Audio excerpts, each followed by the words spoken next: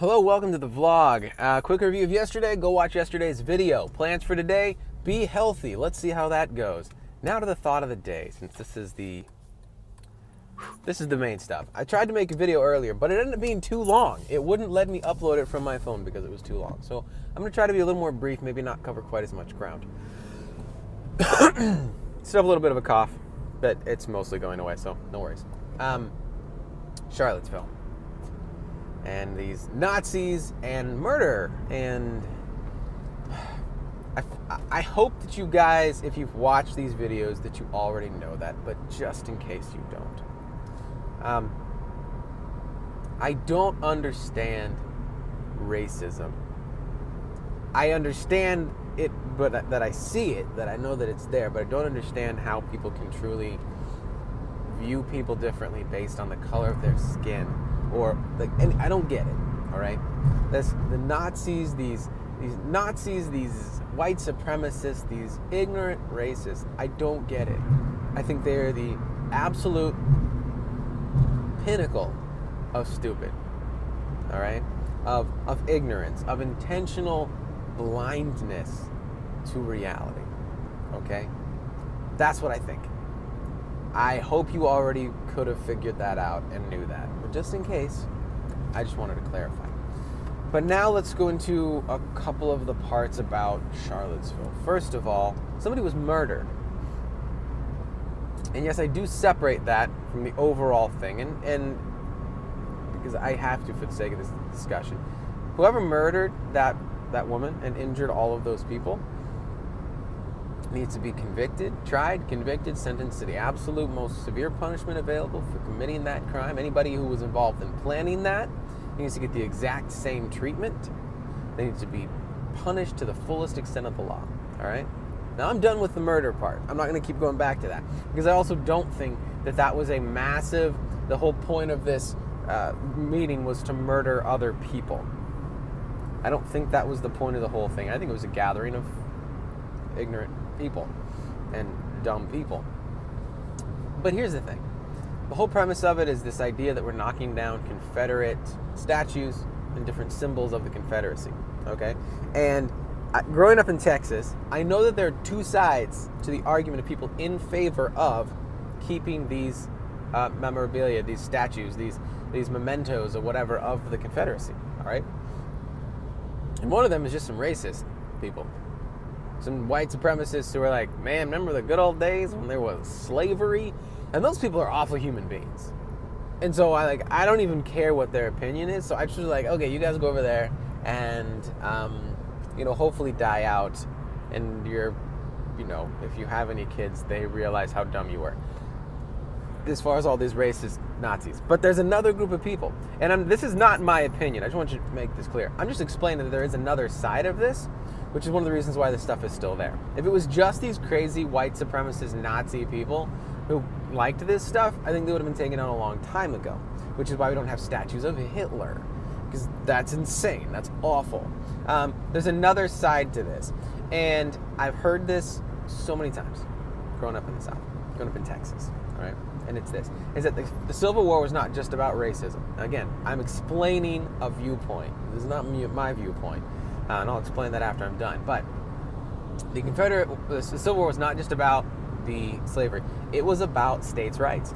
And the Confederacy was not just about propping up slavery.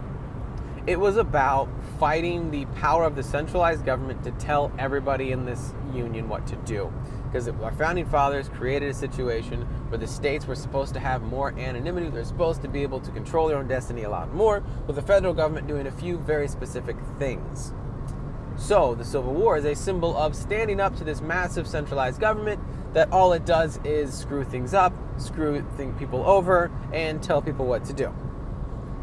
So these people who hold this viewpoint, this really extreme states' rights viewpoint, latch on to Confederate symbolism from that angle. They don't support slavery. They don't support, it's not about racism, it's about states' rights. And so there are people who truly believe that, all right? Now, I've explained that that is another viewpoint. That is another additional side to this story. Me personally, look, I'm a states' rights person, all right? I think states should have so much anonymity because I don't think that the United States government has any clue what's best for the state of Texas or Wisconsin or any other of these states. I think the United States, as the federal government, really is a waste in so many areas. All they do is take a lot of money and waste it and put the whole country under this massive amount of debt. Another conversation. I'm all about states' rights, okay? But I don't like all the Confederate symbolism because you can't remove slavery and the awful and the racism that was associated and was a part of the Confederacy. That was the whole premise of the war, was slavery. You can't get rid of that. So I'm not attached to any of this. Like I would be okay.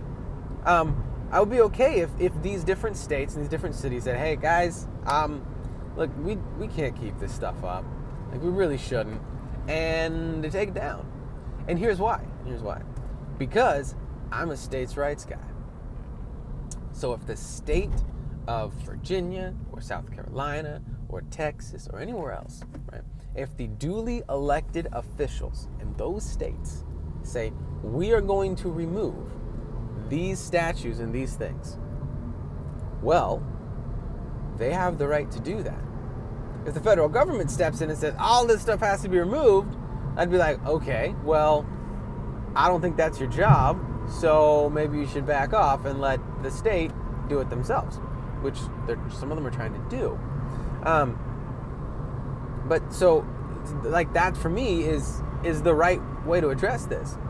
If you're all about states' rights, then you have to be on board with your state and the duly elected officials in your state making a decision about your state and government property in your state. That's how it works. If you want to go put up a statue of Robert E. Lee in your front yard, well, your HOA might have a problem, but that's a different story. We're talking about these statues, these government-sanctioned statues. And if the government says, hey guys, we're not about that life, we are the elected officials, we're the people you chose to put in charge of this, and we don't want this symbolism up anymore, states' rights, you can do that, take them down, and if you don't like that, and if you don't enjoy that, well then run for office. Get a bunch of people to vote for you, and then put up the statues that you want to. But I don't think that that's going to happen, because the majority of people understand that regardless of if you're a states' rights person or not, using Confederate symbolism is a kind of a bad plan. So, as far as the actual statues and all the rest of it, me personally, I take them down. It doesn't hold any appeal to me. And to the people who it does, who aren't these crazy racist idiots, I say, well, okay, maybe we should find some other symbolism for the whole being states' rights.